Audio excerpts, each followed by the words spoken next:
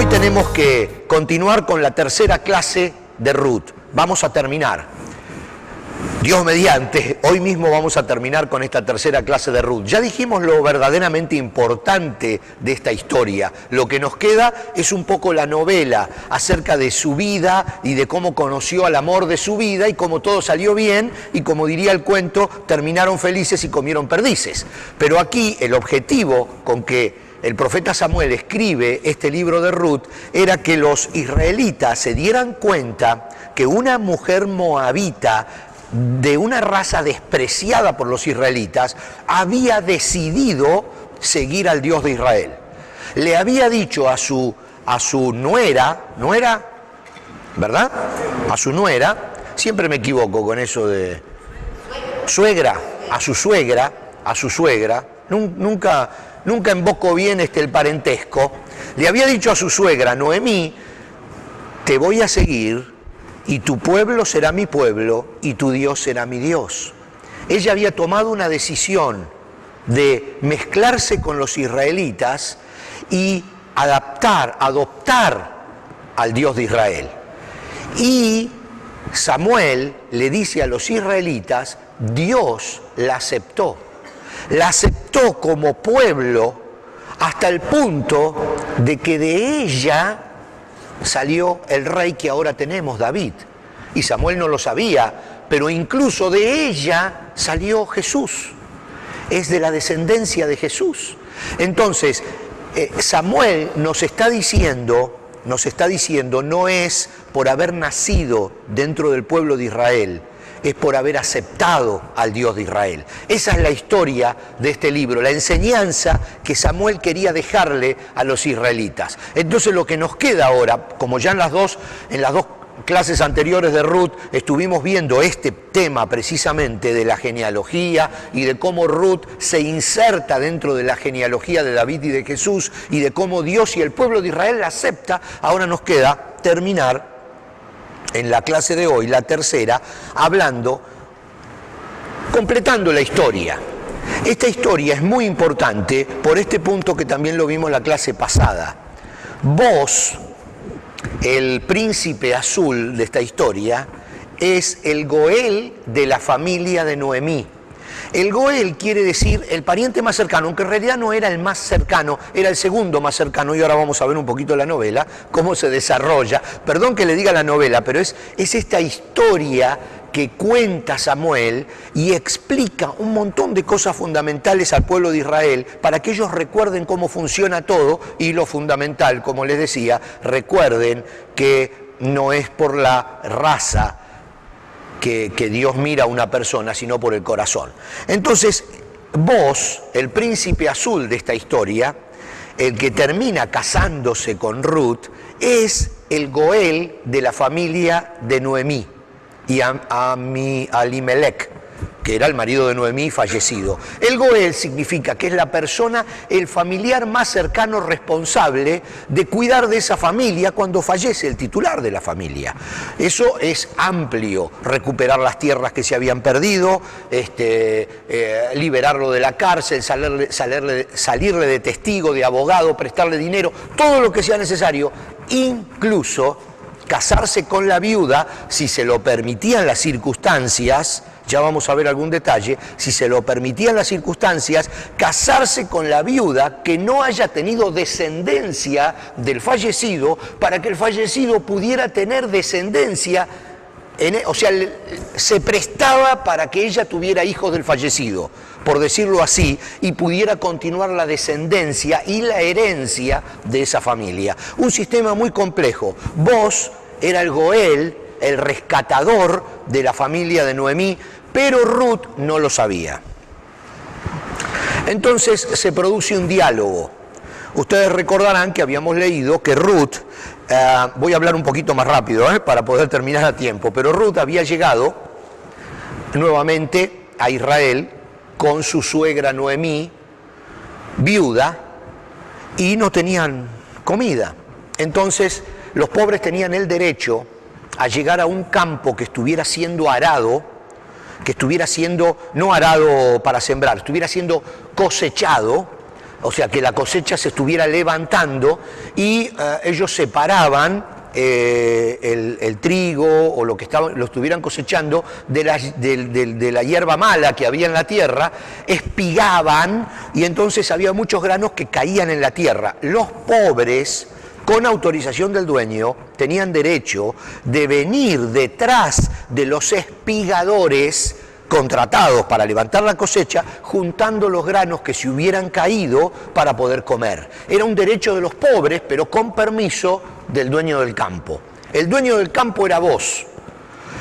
Noemí, ya anciana, le dice a Ruth, anda a algún campo a levantar algo de grano para que podamos comer. Entonces Ruth mira los mejores campos de la zona y hay un campo gigantesco, muy lindo, y se va ahí.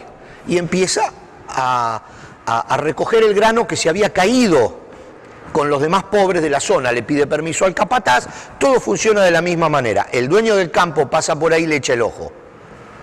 Habíamos leído, dice, ¿quién es esa que está ahí levantando los granos? Entonces alguien le dice, es Ruth, dice, la que está acompañando a Noemí. Y entonces vos sabe que Noemí pudiera ser responsabilidad de él. Todavía vos sabe que hay un familiar más cercano, pero sabe que está en la línea de la descendencia, pero no le dice nada a Ruth.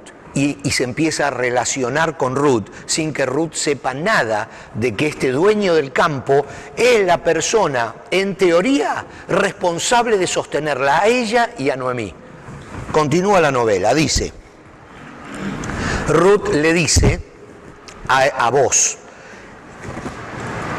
espero continuar siendo de su agrado, Señor. Esperen que déjenme ver esto. Espero continuar siendo de su agrado, Señor, porque vos, recordamos la clase pasada, cuando la vio, se acercó y le dijo, no, ven más acá, recoge aquí que hay más grano, cuando tengas sed puedes venir acá. Se la estaba ayudando, le había echado el ojo. Entonces, Ruth le contesta y le dice, espero continuar siendo de su agrado, Señor, respondió ella. Usted me consoló al hablarme con tanta bondad, aunque ni siquiera soy una de sus trabajadoras. Recordamos que no es trabajadora, es una pobre que tenía el derecho de venir detrás de los trabajadores levantando el grano que se había caído. Después, a la hora de comer, vos la llamó. Ven aquí y sírvete de la comida, puedes mojar tu pan en el vinagre. De modo que Ruth se sentó junto a los cosechadores y vos le dio a comer grano tostado. Ella comió todo lo que quiso y hasta le sobró. Cuando Ruth regresó a trabajar, vos ordenó a sus trabajadores, déjenla recoger espigas aún entre las gavillas y no se lo impidan. Además, arranquen de los manojos algunas espigas de cebada y déjenla caer a propósito. Permítanle recogerlas y no la molesten. O sea, estructuró todo para que le vaya bien. Así que Ruth recogió cebada allí todo el día. Y cuando la desgranó por la tarde, llenó toda una canasta. Luego la cargó de vuelta al pueblo y la mostró a su suegra, Noemí.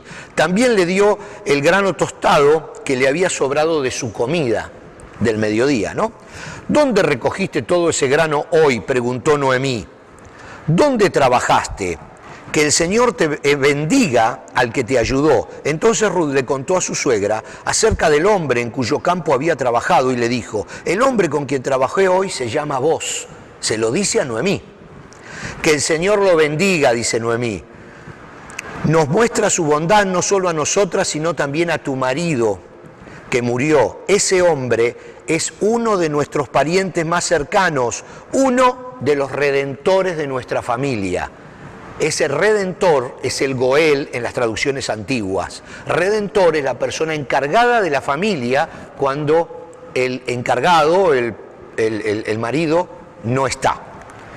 Noemí lo sabía y cuando Ruth se lo dijo se dio cuenta de quién estábamos hablando. Entonces Ruth dijo, es más, vos me dijo que volviera y me quedara con sus trabajadores hasta que termine la cosecha. ¡Excelente!, exclamó Noemí. Haz lo que te dijo, hija mía, quédate con los jóvenes hasta que termine la cosecha. En otros campos podrían molestarte, pero con él estarás segura. De modo que Ruth trabajó junto a las mujeres en los campos de Booz y recogió grano con ellas hasta el final de la cosecha. Luego siguió trabajando con ellas durante la cosecha de trigo a comienzos del verano y todo ese tiempo vivió con su suegra. Aquí estamos hablando de que pasaron varios meses en este sistema donde Booz le permitía, la ayudaba calladito. Ya de cualquier manera Ruth sabía que Booz era uno de los redentores de la familia y medio como que ya todos sabían a dónde iba esto, ¿no? Pero funcionaba así. En el capítulo 3 leemos una historia bien interesante de esta novela. Un día Noemí le dijo a Ruth, ya había pasado la cosecha de cebada, había pasado la cosecha del trigo, ya habían pasado varios meses. Hija mía, dice, es tiempo de que yo te encuentre un hogar permanente para que tengas un porvenir asegurado. Evidentemente tonta no era la señora. O sea, sabía bien a dónde iba la cosa. Vos es nuestro pariente cercano y él ha sido muy amable al dejarte recoger grano con las jóvenes trabajadoras, ¿no? Esta noche estará aventando cebada en el campo de trillar, le dice Noemí a Ruth. Haz lo que te digo, báñate, perfúmate y vístete con tu ropa más linda. Después baja al campo de trillar, pero no dejes que Booz te vea hasta que termine de comer y de beber. Fíjate bien dónde se acuesta, después acércate a él, destapa sus pies y acuéstate allí. Entonces él te dirá lo que debes hacer. Haré todo lo que me dices, respondió Ruth. Evidentemente la señora los años no lo tenía en vano, sabía cómo manejar estos asuntos. Así que esa noche bajó al campo donde se trilla el grano y siguió las instrucciones de su suegra. Ruth lo hizo, ¿no? Después de que Booz terminó de comer y de beber y estuvo de buen ánimo, se acostó al otro extremo del montón de grano y se durmió. Entonces Ruth se acercó sin hacer ruido, le destapó los pies y se acostó. Alrededor de la medianoche Booz se despertó de pronto y se dio vuelta. Entonces se sorprendió al encontrar a una mujer acostada a sus pies.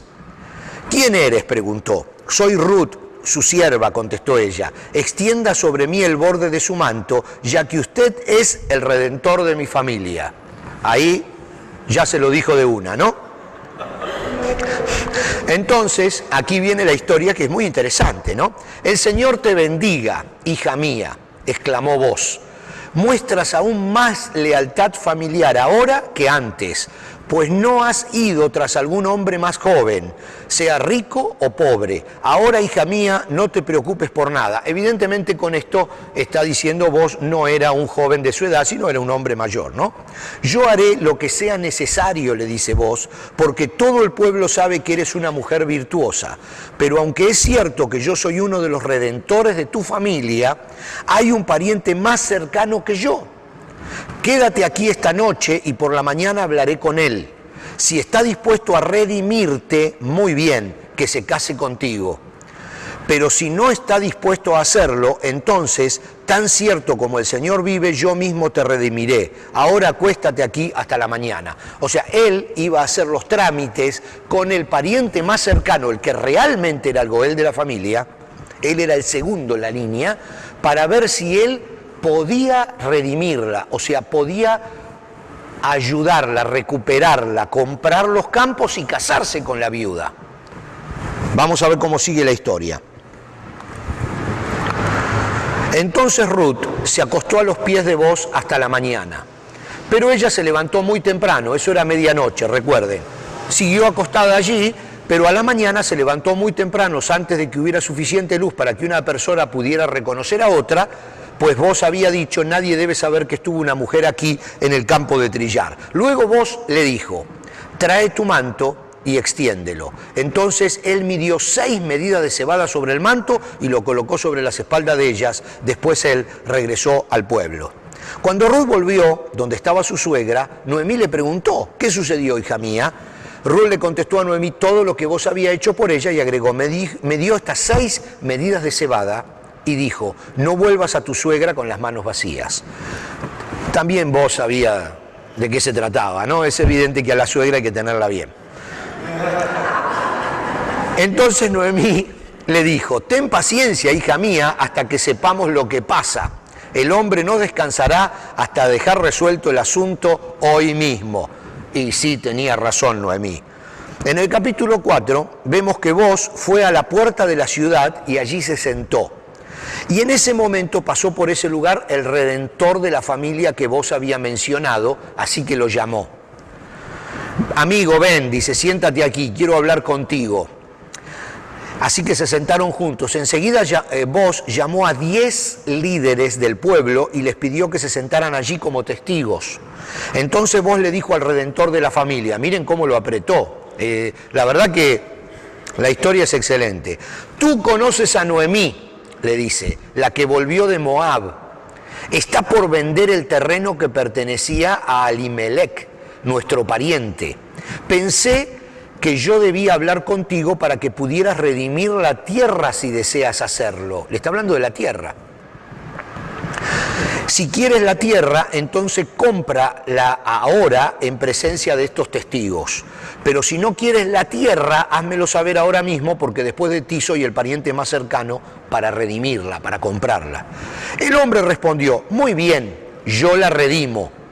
Y entonces ahí viene la segunda parte. Entonces le dijo Booz, por supuesto, al comprar tú la tierra de Noemí, estás obligado a casarte con Ruth, la viuda moabita. De esa manera ella podrá tener hijos que lleven el nombre de su esposo y así conservar la tierra para su familia. Entonces dijo esta otra persona, no puedo redimir la tierra. Respondió el pariente redentor, porque esto pondría en peligro mi propia herencia. Redime tú la tierra, yo no lo puedo hacer. O sea, él podía comprar la tierra, pero no podía casarse con Ruth, porque seguramente ya tenía otros compromisos, ya estaba casado, ya tenía otros hijos, y no podía casarse con Ruth y darle hijos en nombre de su esposo fallecido. Entonces le dijo al pariente que seguía, es tuyo el derecho. En esos días era costumbre en Israel que cualquiera que transfiriera un derecho de compra se quitara la sandalia y se la entregara a la otra parte. Esto hacía válida la transacción de una manera pública.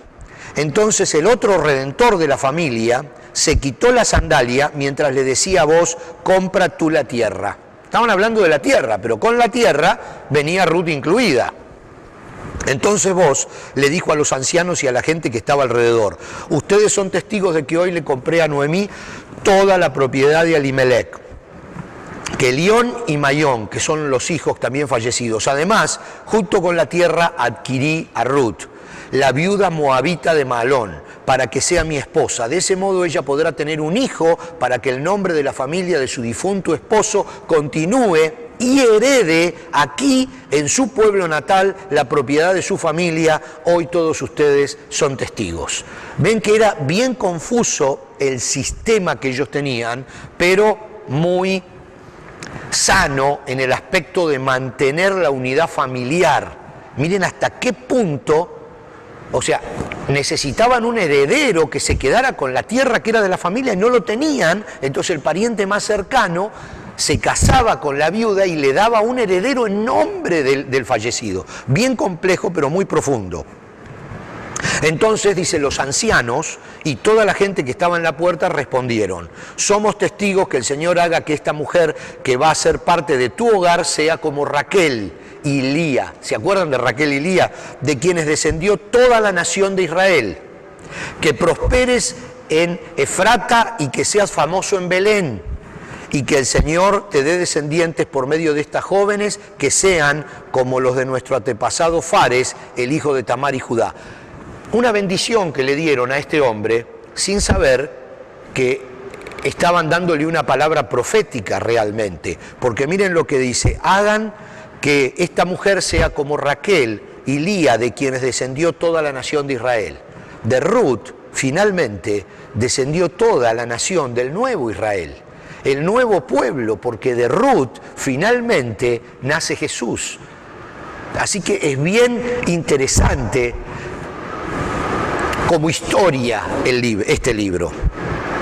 Los descendientes de Booz, y con esto ya terminamos, así que Booz llevó a Ruth a su casa. Estoy leyendo literalmente de la Nueva Traducción Viviente. Así que Booz llevó a Ruth a su casa y la hizo su esposa. Cuando se acostó con ella, el Señor permitió que quedara embarazada y diera a luz un hijo. Entonces las mujeres del pueblo le dijeron a Noemí, a la suegra: alabado sea el Señor que te ha dado ahora un redentor para tu familia. Que este niño sea famoso en Israel, que él restaure tu juventud y te cuide en tu vejez, pues es el hijo de tu nuera que te ama y que te ha tratado mejor que 7 hijos. Entonces Noemí tomó al niño, lo abrazó contra su pecho y cuidó de él como si fuera su propio hijo. Las vecinas decían: por fin ahora Noemí tiene nuevamente un hijo. Y le pusieron por nombre Obed. Él llegó a ser el padre de Isaí y abuelo de David. Este es el registro de los antepasados. Fares fue el padre de Esrón, Esrón fue el padre de Ram, Ram fue el padre de Aminadab, Aminadab fue el padre de Naasón, Naasón fue el padre de Salmón, Salmón fue el padre de Boz, Boz fue el padre de Obed, Obed fue el padre de Isaí, Isaí fue el padre de David. Entonces, así, de esta manera, Ruth queda metida dentro de la genealogía de David, que era el rey en ese momento que se escribió este libro. Samuel escribe este libro, lo dijimos en la primera clase, durante el reinado de David, antes de que naciera Salomón. O sea, antes de que David cometiera ese desliz con Betsabé, de donde naciera Salomón, aunque en realidad Salomón fue el segundo hijo de David con Betsabé, el primero falleció. Entonces estamos hablando de que todavía no había entrado en escena Betsabé con David, y el pueblo discutía acerca si tenían que continuar puros la raza, o si podían permitir que extranjeros se conviertan a la religión israelita y adoraran al único Dios. Estaban discutiendo eso y Samuel presenta esta historia y les dice: ¿cómo no vamos a permitir que al pueblo de Israel entre gente que no sea realmente israelita de raza, pero que sí que acepte a Dios como su Señor? Tenemos que permitirlo porque nuestro rey, el rey David, que está ahora gobernando, nació de una mujer que no era israelita. Entonces con esto ya le estaba diciendo al pueblo: hay que abrir los ojos porque la voluntad de Dios no viene a través de la raza, sino viene a través de un corazón que queda en él. Este es el motivo del libro de Ruth. Y con esto terminamos la tercera clase, terminamos el libro de Ruth y vamos a continuar con Primera de Samuel, que precisamente es el escritor de este libro, y con toda su historia, que es muy interesante, porque recordemos que Samuel es el último de los jueces de esa etapa oscura del pueblo de Israel, el último de esa etapa de caudillajes, donde Dios levantaba líderes para sostener al pueblo de Israel, que estaba desparramado por toda la tierra de Canaán. Y ahora el pueblo le exige al último de los jueces, le exige a Dios, pero le exige al último de los pueblos un rey. Allí aparece Saúl, allí aparece David, y Samuel tiene mucho que ver, porque Samuel es el eslabón entre la época de los jueces y la monarquía, que es sumamente importante en la historia del Antiguo Testamento. Sumamente importante. Así que ahora empieza, a partir de Samuel, una nueva etapa donde entramos a mezclar la etapa de los jueces, que fueron como 200 años del pueblo de Israel, con la etapa de la monarquía, que fue una etapa muy grande donde vamos a encontrar muchos reyes que fueron, algunos haciendo la voluntad de Dios y otros no, pero por supuesto donde vamos a encontrar a los 3 primeros, que fueron Saúl, David y Salomón, que es fundamental, y la reconstrucción del templo y todo. Así que los animo a que sigamos entusiasmados porque todavía tenemos Antiguo Testamento para rato. Muchísimas gracias entonces y nos vemos en la próxima clase.